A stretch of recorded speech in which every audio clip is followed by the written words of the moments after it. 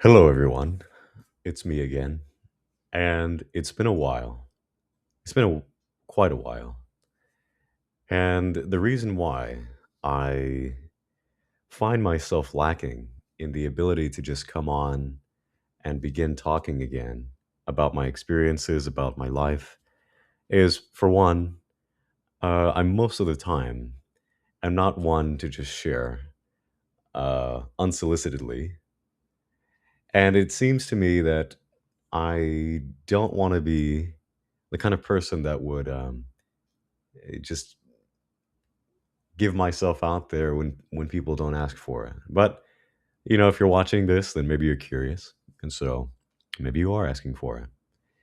The second reason is because I find that I think that I'm waiting for the right time. Like I need to be dressed the right way, have my hair the right style, but I just woke up and I don't care anymore.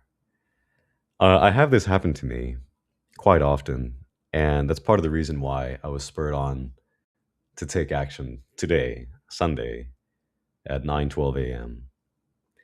And that reason is it's something of a phenomenon that happens to me recurringly, with a bit of um, expediency, perhaps from outward to myself.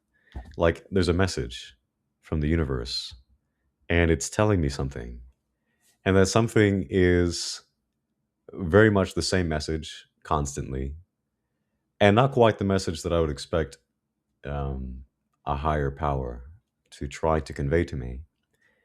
But there's so much. But in short, that message is I'll meet someone, a stranger, for the first time, and I could be checking out at the grocery store or doing something mundane like paying for gas. And they'll say, "Man, are you in radio or broadcasting? Do you do something with your voice?" And I'll say, "No, but I hear that all the time and I want to. And I have the equipment to do it. I don't know what to do." I'm gonna say, "Man, if I would listen to you read a nutrition label." And they'll say stuff like that. And I'll catch people off guard because I'm not a very imposing figure. In fact, I'll scare people sometimes. In fact, there was one time in high school, I must have been, no, this was middle school, seventh grade. I had just I had just hit puberty at 12 years old, and it was the semester after the summer that it happened, and I was helping the assistant. I was being the assistant to the teacher. Mr. House was his name. Poor guy. But anyway, there was a student that was turned around toward the back of the classroom. Her name was Kayla, and we grew up together. Uh, year after year, we would see each other. And I was passing out papers, and she was talking to a friend. And I turned around. I turned her around just by speaking to her. I said, "Kayla," and she's like, "Oh my god, I thought you were my daddy." And it's just that effect that I have on people without trying. I don't presume. I don't think that I am especially talented in anything, but I just hear this message constantly, and I feel it's appropriate to listen to it. Now, as to what I will make use of my voice with, that is something I'm still figuring out. I enjoy disclosing things about my life to those that are curious. Um, but there are only so many stories that I can relate from my past. Partly because I'm not a very good storyteller, and I don't have a great memory. So when something will happen that may be worth noting, I just let it pass by. I will allow it to drift away in the waves of the ocean that is my mind, and I'll never see it again. And I don't do this deliberately. I think it's just the way that I perceive the world.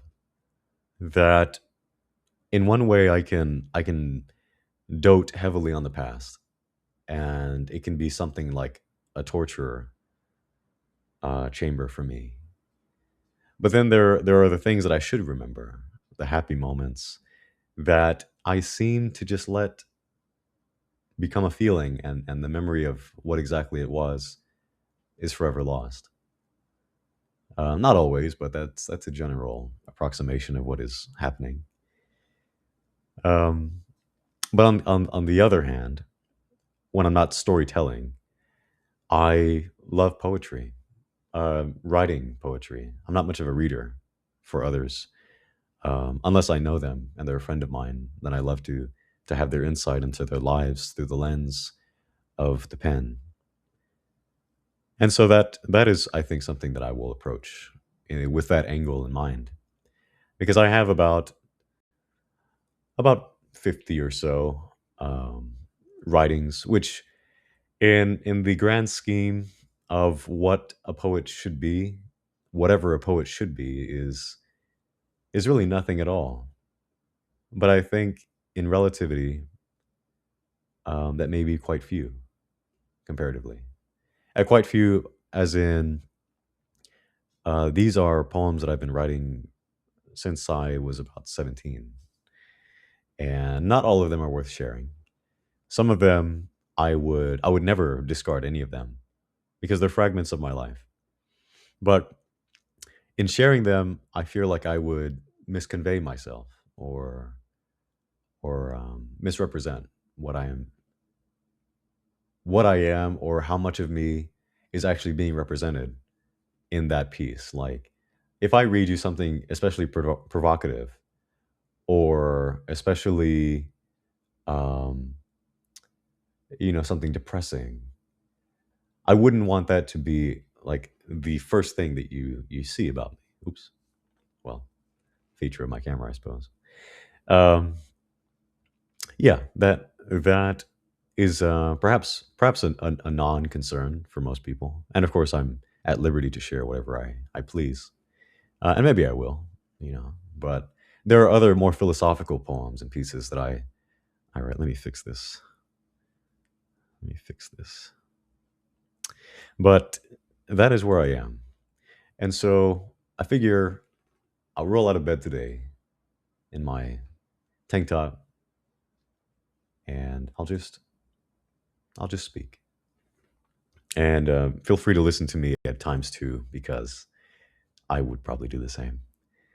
But I was at a party yesterday, and it was a tantric party. And tantra, for those that don't know, is a very broad term. It's an Eastern idea. It's a Sanskrit word, and tantra means weaving, as in like basket weaving.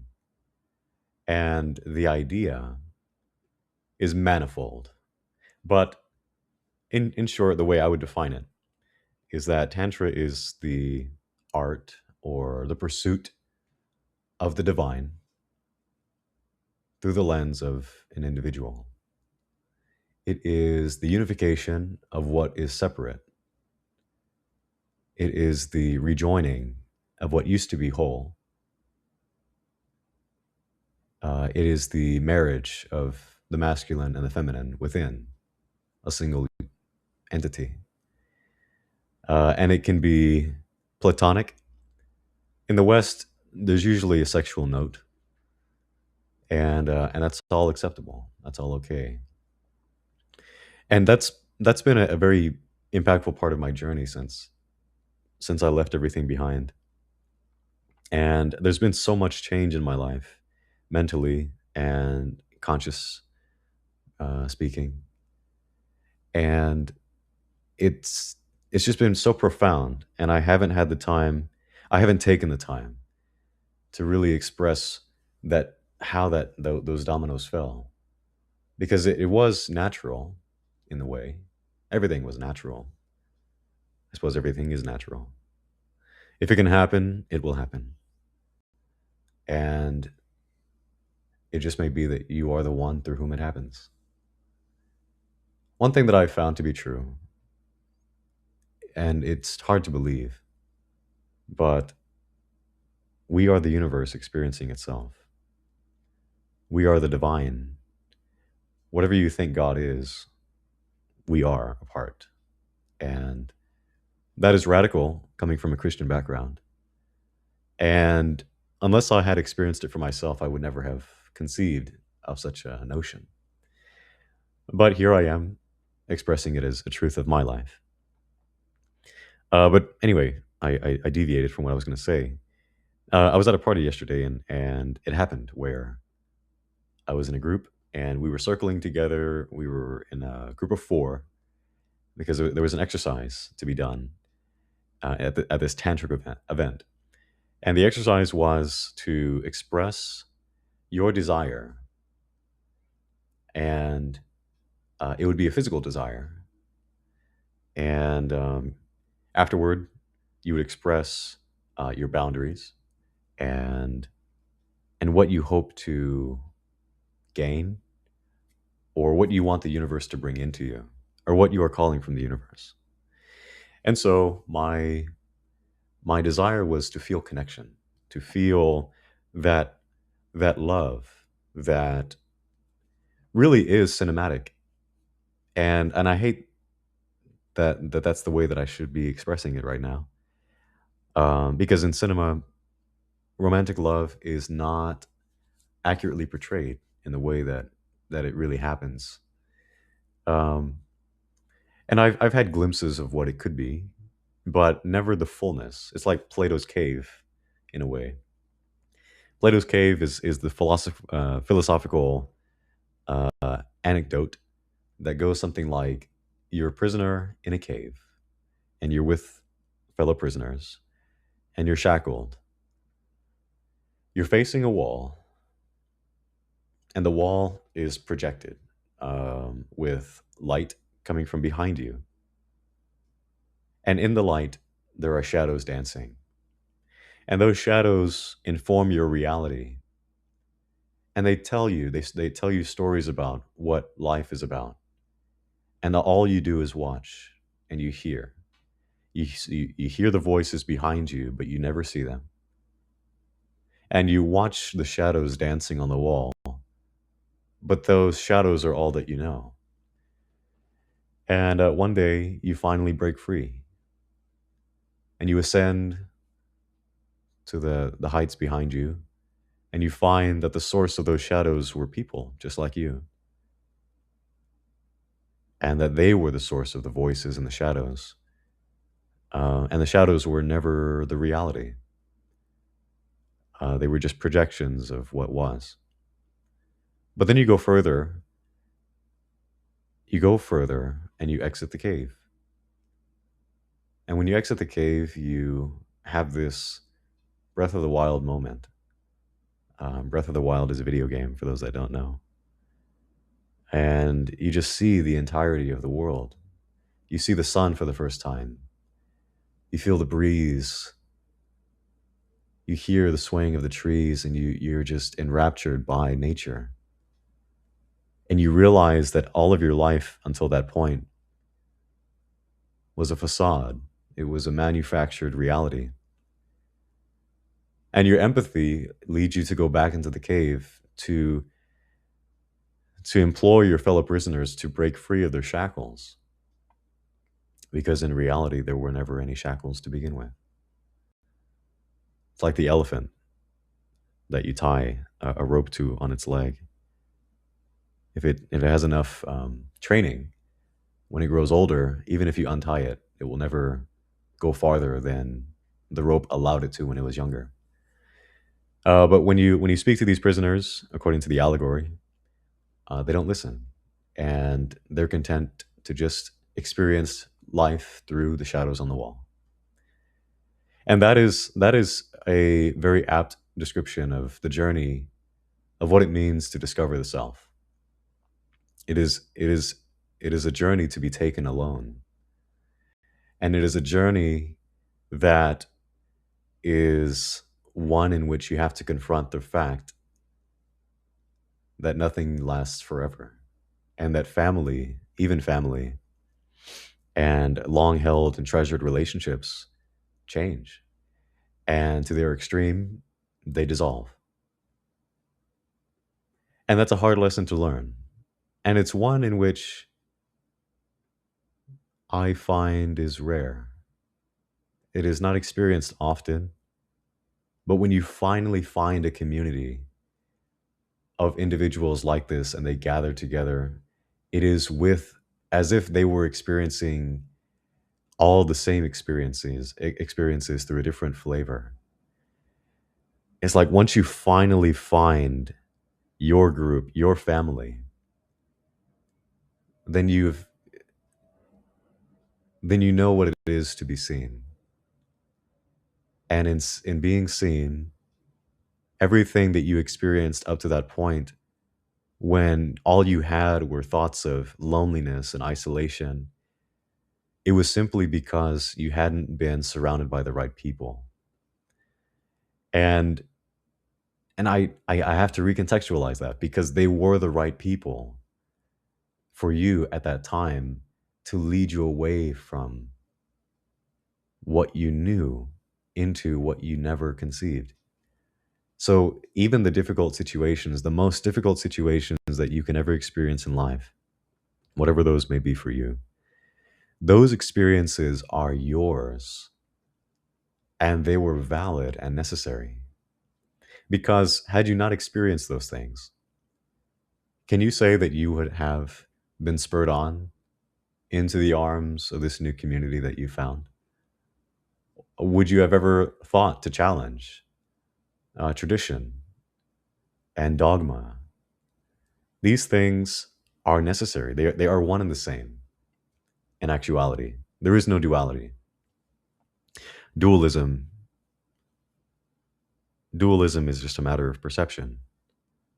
And when you consider life at the end, the bad experiences and the good experiences were just experiences.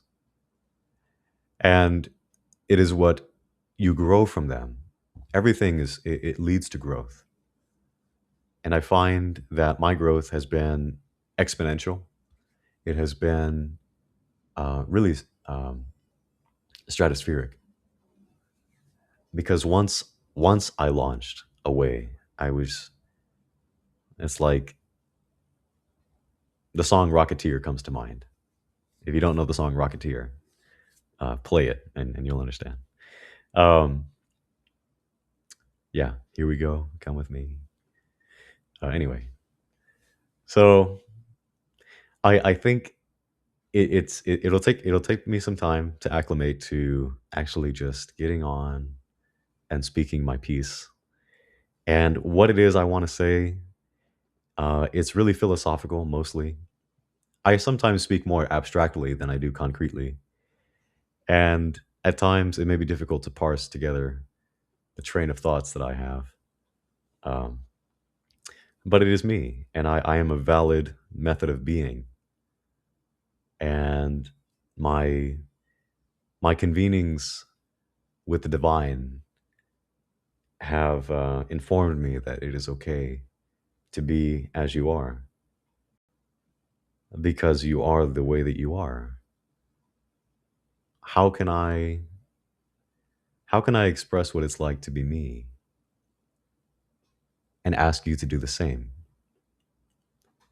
when all I can tell you is it's like this?